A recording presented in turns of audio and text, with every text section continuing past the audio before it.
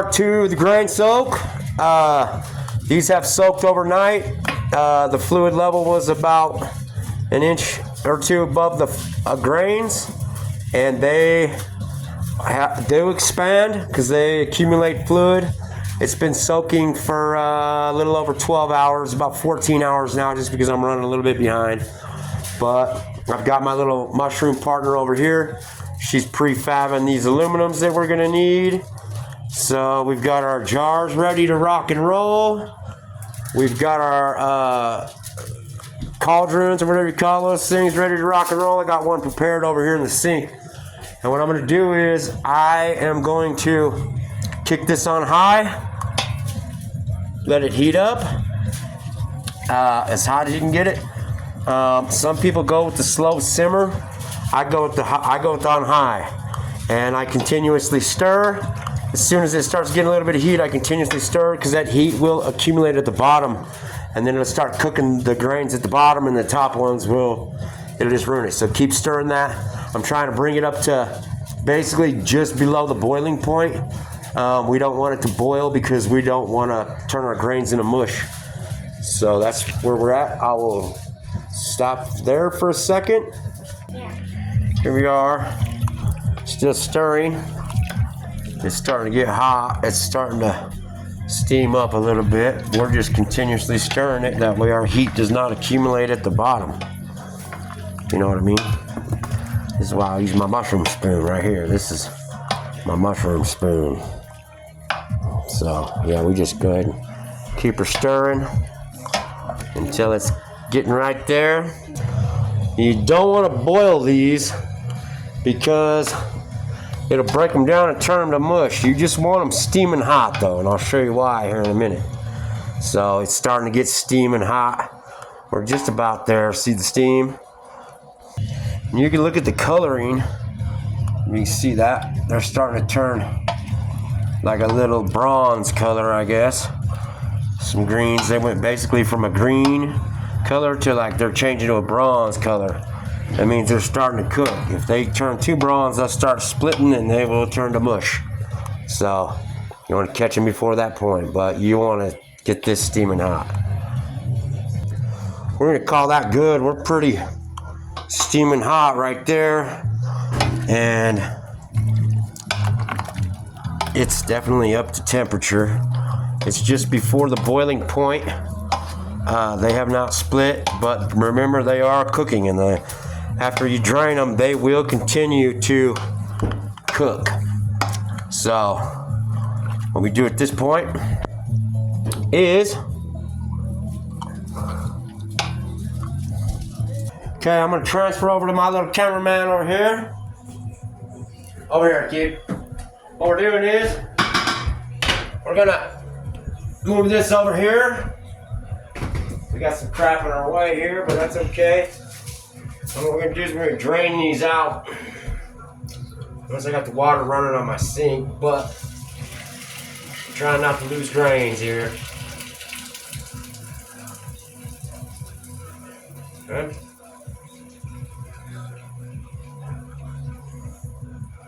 Boom, this is why I set up paper towels.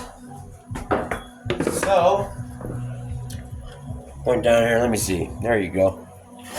Oh shit, we don't want that water running on them either, because you want that steam. So you want them to steam. Get that water off. I double up on them. I make sure this is in the garbage disposal side too, because these will plug up your drain. Okay, see how they're good and steaming? That's what you want. Because what we're doing is, at this point, the reason I've got so many different cauldrons or bowls or whatever is to turn them so we can steam off all that excess fluid. Okay? Ah, yes. Mushroom spoon. These ones, I double up just because the grains fall through. I try to minimize the grain loss in the sink. Basically, these ones already got a little hot, so get those out and save those for the birds. There's probably gonna be a few extra anyways that we like to give to the birds. I'm gonna turn this faucet off real quick because it leaks, so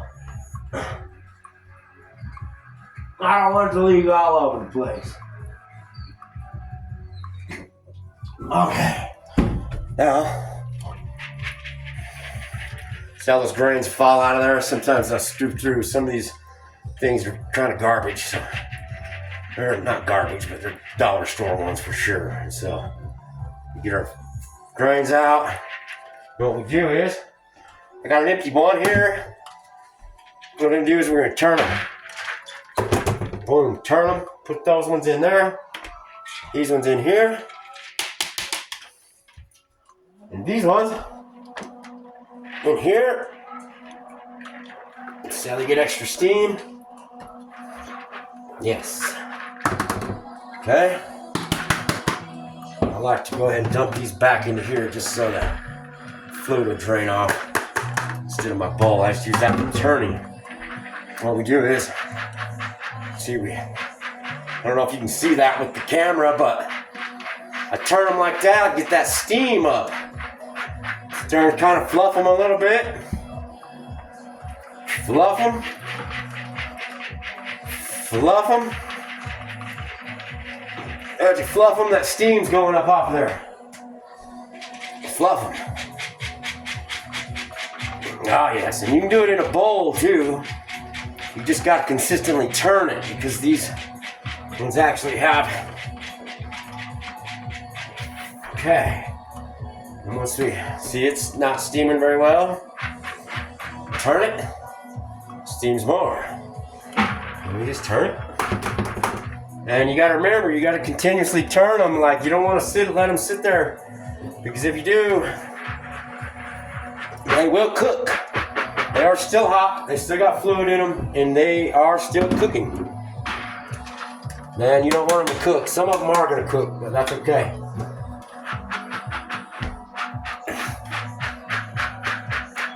Yeah. I normally use a lot more of these, but since we don't have that many grains today that we're going to be doing, this one's sufficient. I'm going to dump this back in here because this stainless steel one gets hot. So, and anyways, you just keep turning them like that. You got to keep flipping them and turning them. Get that steam off of there, let it steam off, and keep doing it until your grains cool. And they, see, like I said, you can do that with a bowl as well, but you just got to turn it a lot more because there's no airflow in there. So we do that until the steam is off of them, and then I'll show you the next step. Okay, so these are pretty well done. We've been turning them. The steam's all the way off. They're cool to the touch. They're still a little warm, but they're not cooking. So now what we do is we just look through them real quick, and we try to get out here, please. We try to find little ones that are split, like this one. That's a split grain. Can I help? Yes, you could help. I just want to get the video. Get out of there. So that's a split grain. We want to get them out of there. So we just dig through. We just kind of pick through before we add them to the rest. I don't have very many split grains because I got my timing pretty good on this one. But it does happen. So we just look through. Try to get all the split ones out of there. Okay? There's a good example of a split grain. I don't know if you can see it. You can see them when they go in here, but we get them out of there. Okay. Then what we do is I combine them into the same bowl. That great big bowl. Normally it's multiple bowls. Once we get all the split grains out, you can't get them all, but we try to get most of them. And then get out of the way.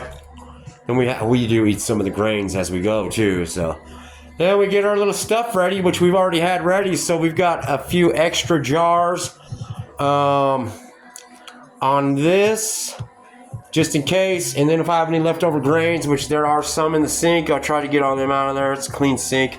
Try to scoop them out and then run them, send them out to the birds outside.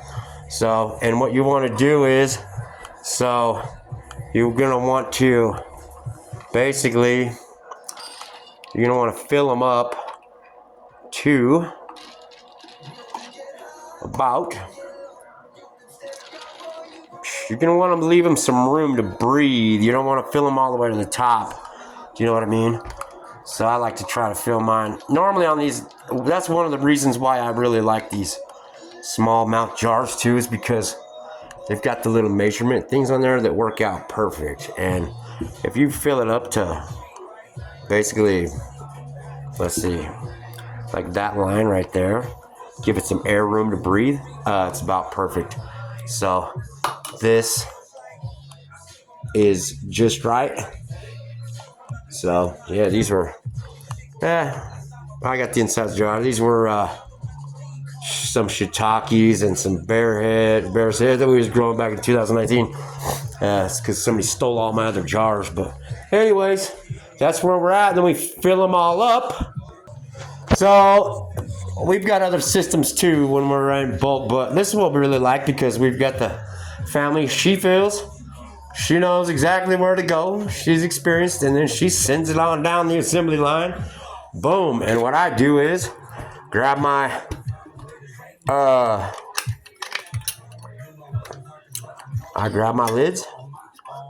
Boom. I grab my filters, and then I throw them on there, and we send it over. Yep. Boom. Boom.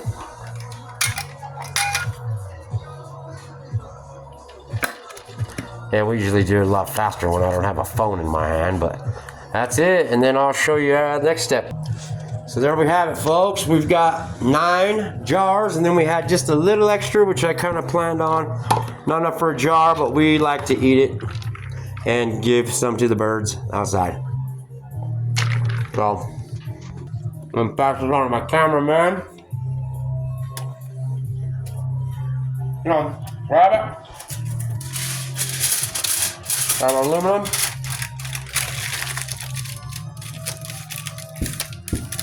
Now make sure they're still kind of tight.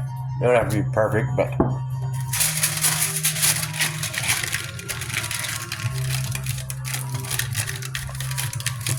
you just want to make sure that they're